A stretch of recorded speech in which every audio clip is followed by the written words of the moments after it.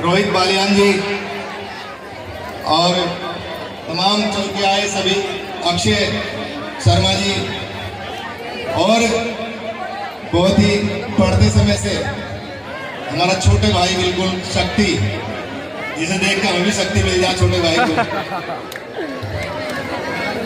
ये पूरी कमेटी, किसी का नाम भूल गया हूँ तो माफी चाहूंगा। मंच पे सभी उपस्थित मेरे भाइयों और जो यहाँ कलाकार इसमें सभी तरह तरह के रोल कर रहे हैं, सामने बैठी पूजा के योग्य मेरी माताओं, बहनों, मेरे बुजुर्गों, नौजवान साथियों और छोटे बच्चों,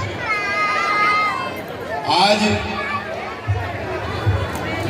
चूंकि अभी रामलीला का मंचन हो रहा है और मुझे लगता है दसियों वर्ष से हम यहाँ आ भी रहे होंगे आपके बीच में, प्रत्येक वर्ष सौभाग्य मिलता है। मैं इस रामलीला कमेटी के सभी अपने छोटे बड़े भाइयों को, सबको बधाई देना चाहता हूं कि आप बहुत ही सुंदर मंचन ये करते हैं, क्योंकि राम के चरित्र से, भगवान राम के चरित्र से जो हमारी आने वाली पीढ़ी है, ये जो कलियां, ये छोटे छोटे बच्चियां जो बैठी हैं, इनको पता लगता है कि क्या चरित्र भगवान राम का था। और पूरी रामायण में, रामलीला के मंचन से हमें ये पता लगता है कि हमें भाई से, पति से, पत्नी से, पिता से, पुत्र से किस तरह का व्यवहार, किस तरह का आचरण हमें करना चाहिए, क्योंकि हमारे सनातन का आधार ही भगवान राम है।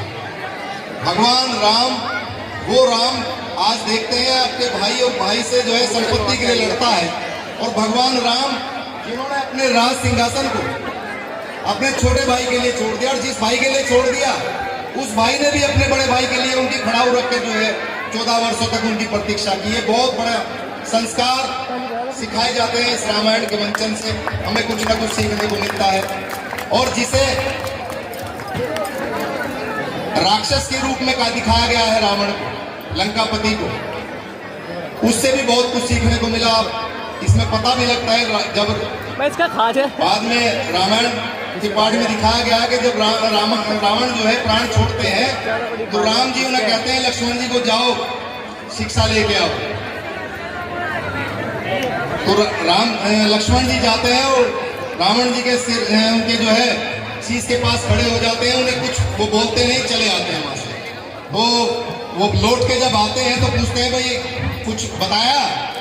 कहेंगे वो तो बोले ही नहीं कि तुम खड़े कहाँ थे, कि मैं शीश की तरफ खड़ा था, कि मूर्ख ब्राह्मण है उसके चरणों की तरफ जाओ।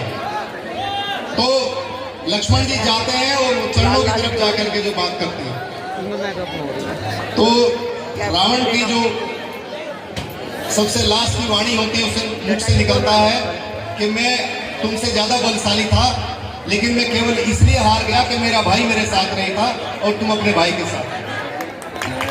और इसमें मैं हमेशा बोलता हूं कि देखिए, भगवान भी एक चीज को मानते हैं कि विभीषण जी ने भगवान राम का साथ दिया, अपने भाई का साथ नहीं दिया। वो भगवान राम के साथ थे, अपने भाई के साथ नहीं रहे, सत्यता के साथ गए। उन्होंने अत्याचार किया था उनके भाई ने, लेकिन आप लोग शायद ये इस बात पर भी विचार करिए कि विभीषण अगर हम किसी को कह दें तो वो गाली के रूप में लेते हैं सब लोग। क्यों लेते हैं? कि कहीं ना कहीं भगवान भी मानते हैं कि आप अगर अपने भाई के साथ नहीं रहोगे तो आपको कोई माफ नहीं करेगा।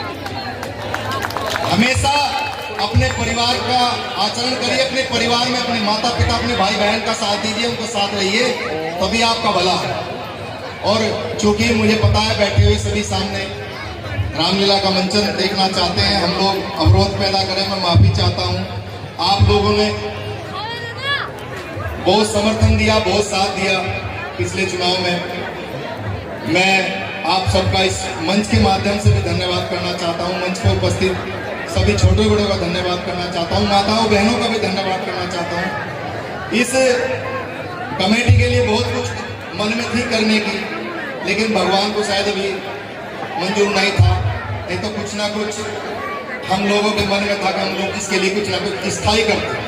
आपको बार बार स्थान बदलना पड़ता और भगवान राम की सौगंध खाकर इस बात को कहता हूँ कि कभी भगवान ने ये आशीर्वाद दिया, कोई ताकत दी, इस काम को जरूर करूँ। धन्यवाद। आगे भाई पंकज मलिक जी कुछ कहना चाहते हैं? मैं कह रहा हूँ ईश्वर की कृपा रही, परमपिता परमेश्वर की मां की कृपा रही, भगवान श्री राम का आशीर्वाद रहा। आगे मौका मिला तो इस कमेटी जो अच्छा काम करती है उसको परमानेंट करने के लिए हम लोग जरूर कुछ ना कुछ इस कमेटी के लिए योगदान करेंगे। बहुत बहुत धन्यवाद। आदरणीय श्री पंकज मलिक जी की बात सुनकर दिल बात हो गया कि इस कमेटी के लिए उन्होंने आज ऐसी घोषणा की है कि ये मंच पक्का ही बनकर रहेगा। प्रभु का ये मंच है, जो बात निकल गई वो होकर रहेगी। आदरणीय श्री विजेंद्र शर्मा जी जय घोष, इस मंच पर जो आ जाता है वो जय घोष अवश्य बोलता है, केवल जय घोष बोल दीजिए। बस हो